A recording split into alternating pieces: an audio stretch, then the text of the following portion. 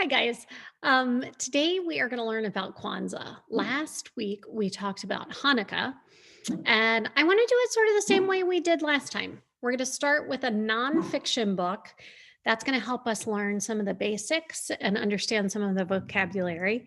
And then we're going to use a folk tale about Kwanzaa. So let's jump in and start with our first book.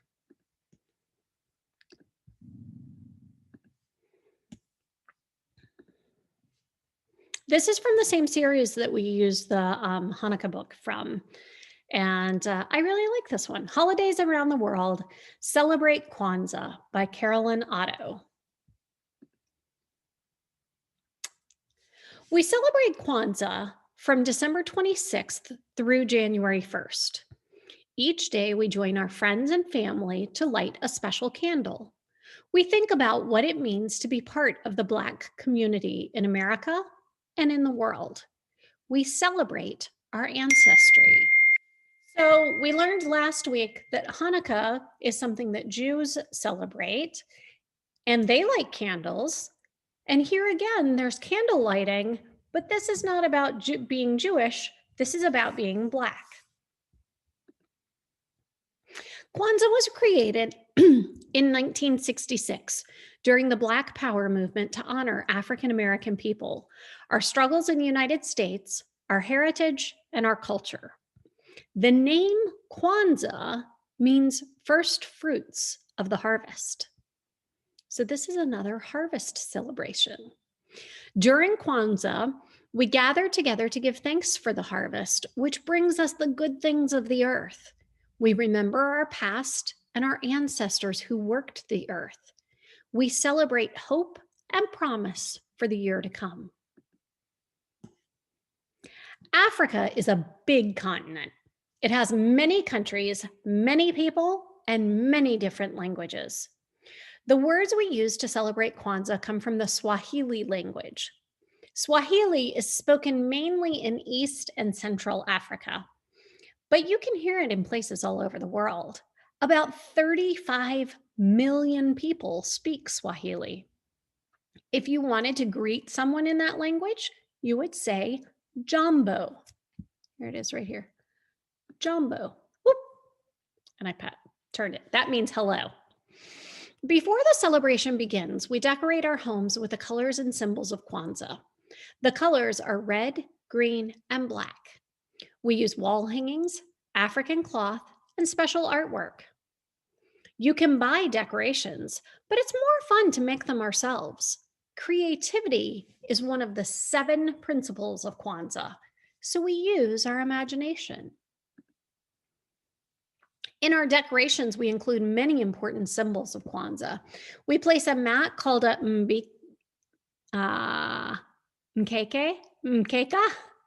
on our tables. We arrange a basket filled with fruits and vegetables on the mkeka to represent the harvest. Ears of corn are placed on the mat, one for each child in the family. So think about it. In your family, if you celebrated Kwanzaa, how many ears of corn would be on the mat in your house? In my house, the answer is 3. The unity cup is also placed there. The most important is the kinara, the special candle holder, and the 7 candles it holds. 1 black, 3 red, and 3 green. Now, when we were talking about Hanukkah, there was a special candle holder there. That was called a Hanukkah menorah or a Hanukkiah, and it had 9 candles. So in Kwanzaa, it's a kinara, and it holds 7 candles. As Kwanzaa gets closer, we practice drumming and dancing. We buy gifts or make gifts called zawadi for our friends and families. We help others make gifts too. A parent, an older brother or sister, or a friend might show younger children how to make drums and rattles or rain sticks, colored necklaces, or woven mats. Gifts can be given anytime during the week of Kwanzaa, but mostly we wait until the last day. It's not easy to be patient. On the 26th of December, we light the first candle of Kwanzaa. It's the center black candle. The black candle stands for the unity of Black people. Unity means standing together and helping each other. Over the next 6 days, we will light 6 more candles, 3 red and 3 green, one each day. The red candles on the left side represent our past. We remember our ancestors, many of whom were brought to this country as slaves. We think of their struggles and their triumphs. The green candles on the right stand for our hopes and dreams for the future. Each day we light another candle. We talk about the 7 principles of Kwanzaa. Umoja, unity, striving for togetherness with our families and our communities. Kujichagulia, self-determination, deciding for ourselves who we are, who we want to be, and what we want to do. Ujima, work and responsibility, working together to build and strengthen our communities. Ujamaa, cooperation, building and supporting African American stores and businesses and benefiting from them together. Nia, purpose, setting personal goals to make our communities strong. Goomba, creativity, thinking of ways to make our community and our world a better place.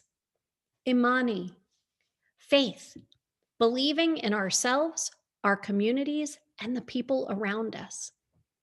I don't know about you guys, but those 7 principles sound like they're great things for all of us to think about, not just people who celebrate Kwanzaa. We gather together to sing, dance, play drums, and celebrate our culture.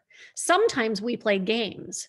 Grown-ups and children like to play Mancala. This is a Mancala board, a board game that's popular around the world. It's played with pebbles, beads, or seeds and can be played almost anywhere. During Kwanzaa, we eat special foods. Some families use recipes passed from one generation to the next. We might have peanut soup or shrimp gumbo.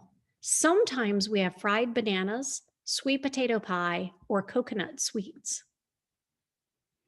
On the 6th day or night of the festival, we have a great feast called Karamu. We dress in bright clothing to display the patterns and colors of Africa. We have drumming, music, and dance. We sing. We welcome as many people as we can. And we eat.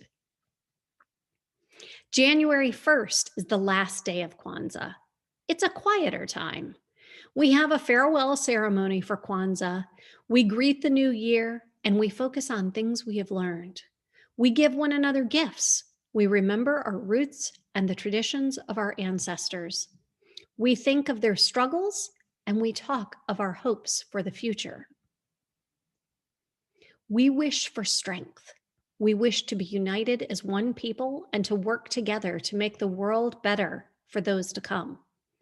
We hope to preserve the good things in our lives and in our world. And then here at the end, just like on our other book, it talks about more about the details, the facts, some of the history, and some of the things to make. So this book is on Epic Books. If you want to look at it, you can feel free to see it there and read it again. I hope you guys enjoyed this little introduction to Kwanzaa. I'm going to start the folklore actually in another video because my computer is just about to die, but that'll be the next one right after this. I hope you guys enjoyed it.